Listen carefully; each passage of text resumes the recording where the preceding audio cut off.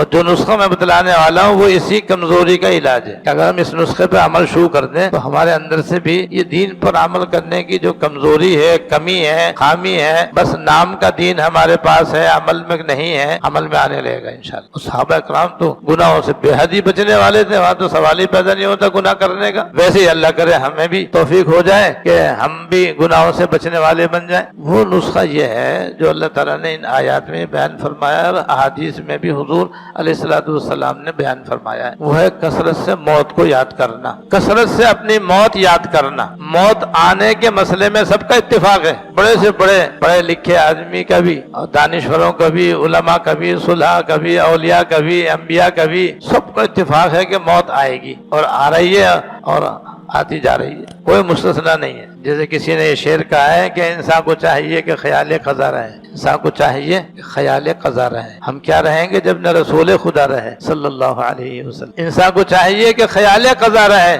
یعنی ہر آدمی کو چاہیے کہ اپنی موت یاد رکھے۔ ہم دنیا میں کیا رہیں گے جب اللہ کے رسول صلی اللہ علیہ وسلم نہ رہے، جو اس کائنات میں سب سے زیادہ اللہ تعالیٰ کو محبوب ہے اور سارے انبیاء علیہ السلام کے سردار ہیں، سب سے آخر میں آنے والے ہیں، سب سے پہلے جنت میں جانے والے۔ جب وہ دنیا میں نہ رہے تو اب کون رہے گا بھائی؟ اس لیے سارے انبیاء علیہ السلام دنیا سے تشریف لے گئے، سب وفات پا گئے۔ جب انبیاء علیہ السلام وفات پا گئے، حضور بھی وفات پا گئے، اب کون باقی بچے گا؟ تو اختلاف تو کسی کا بھی نہیں ہے اس مسئلے کی، لیکن جو زبردست کمی ہے وہ اس کو یاد رکھنے کی ہے کہ موت کو یاد رکھنے والے لاکھوں میں کوئی ہے، 100 میں نہیں، 1000 میں نہیں، لاکھوں میں کوئی ایسا مسلمان ہوگا، مرد یا عورت، کہ جو اپنی موت کو یاد رکھتا ہو۔ اور موت کو یاد رکھنا ہی وہ زبردست نسخہ ہے انسان کی کایا پلٹنے کے لیے، دین کو عمل میں لانے کے لیے اور گناہوں کے چھوڑنے کے لیے۔ اب ہم سے گناہ نہیں چھوٹتے ہیں، وجہ یہ کہ ہمیں اپنی موت یاد نہیں۔ اگر ہم کو موت یاد ہو تو مجال نہیں جو آدمی گناہ کر لے۔ ہمارے بزرگ کی مثال دیتے ہیں کہ دیکھو کسی کا باپ سامنے کھڑا ہوا ہو اور اس کا جوان بیٹا اس کے سامنے ہو تو وہ باپ کے سامنے کسی نامحرم عورت کو گھور سکتا ہے؟ یہ اس سے ہاتھ ملا سکتا ہے؟ اس کے پاس بیٹھ سکتا ہے؟ بشرطے کہ باپ بھی نیک ہو اور بیٹا بھی شریف ہو، مجال نہیں، کیونکہ باپ دیکھ رہا ہے۔ جب باپ سامنے نہ ہو جب ہی یہ گناہ ہوتا ہے۔ ایسے جب اللہ تعالیٰ کا استحضار نہ ہو، موت اپنے آنکھوں کے سامنے نہ ہو تو پھر یہ گناہ ہوتا ہے، ہو رہا ہے۔ تو گناہ اگر آدمی کو موت یاد ہو تو ہو نہیں سکتا۔ اللہ موت یاد ہو تو فجر کی نماز قضا نہیں ہو سکتی، پھر آدمی آفس میں ہو تب بھی نماز باجماعت پڑھے گا، فیکٹری میں ہو تو بھی نماز باجماعت پڑھے گا، بازار میں دکان کے اندر چائے بیچنے والا ہو یا خریدنے والا، اس کی نماز قضا جماعت فوت نہیں ہو سکتی، نماز قضا نہیں ہو سکتی۔ تو یہ ہے وہ زبردست نسخہ، اس لیے حکم دیا گیا ہے کہ اپنی موت کو کثرت سے یاد کرو۔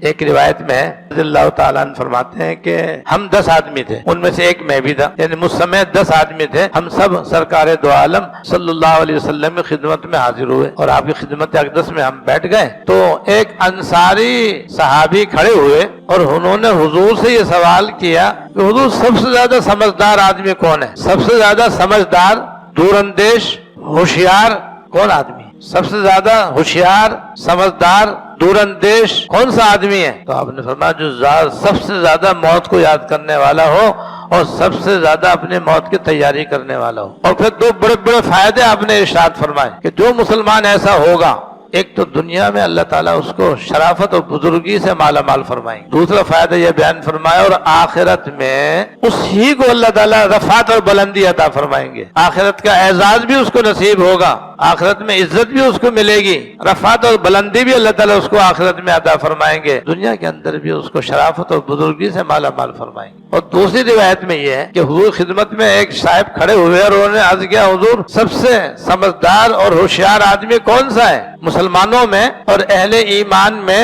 سب سے زیادہ ہوشیار آدمی کون ہے؟ آپ نے فرمایا مسلمانوں میں سب سے زیادہ سمجھدار اور ہوشیار آدمی وہ ہے جو موت کو زیادہ سے زیادہ یاد کرے اور مرنے سے پہلے موت کی بہتر سے بہتر تیاری کرے، یہ فرمایا۔ تو موت ایسا زبردست، موت کو یاد رکھنا ایسا بہترین نسخہ ہے کہ اس سے دنیا کی بھی کامیابی کامرانی نصیب اور آخرت کے بھی صلاح و فلاح نصیب۔ اور ایک اور حدیث سنا کے ختم کرتا ہوں جو بہت ہی مشہور و معروف ہے اور ہم لوگ شاید سنتے بھی رہتے ہو کہ اکثر ذکر حازم اللذات الموت او کما قال صلی اللہ علیہ وسلم، کہ تم لذتوں کو توڑنے والی اور ختم کرنے والی چیز یعنی موت کو کثرت سے یاد کرو۔ بس موت کو کثرت سے یاد کرنا یہ ایسا زبردست نسخہ اور عمل ہے کہ جو اس پر عمل کرے بس اس کی یہ کمزور کمزوری یا یہ خرابی کہ دین اس کی زندگی میں نہیں ہے، نیک اعمال کی اس کو توفیق نہیں ہے، نیک کاموں کا اس کو شوق اور ذوق اور جذبہ نہیں ہے، اور گناہوں سے وہ بچتا نہیں. یہ جو بہت بڑا عیب ہے، کمزوری ہے، اس کا یہ علاج. سوشل میڈیا پر سب سے قدیم اور سب سے ریلائبل برانڈ درسقرآن.com